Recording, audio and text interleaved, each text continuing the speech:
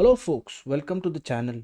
If you wish to learn how to fix WAM errors 800-90016, then let's look at the following solutions. So the first and most prominent solution, if you are running the system yourself, as in you're the administrator, you're the owner of the system, then you need to clear the trusted purchase module, or TPM in short. So how do we do that? We press the Windows and R key and we type the command tpm dot msc and we press enter.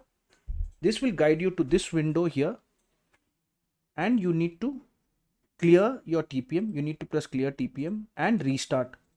So this will clear the TPM in your computer and will restart, and this will solve the issue. This is your system. But if you are using a system that is a public system that belongs to your company or to a local library, a public place like school, and there is a system administrator that maintains the system that restricts access or controls access to the system, then you need to contact the system administrator, because they might have restricted access to certain apps, and that is why you're getting this error message.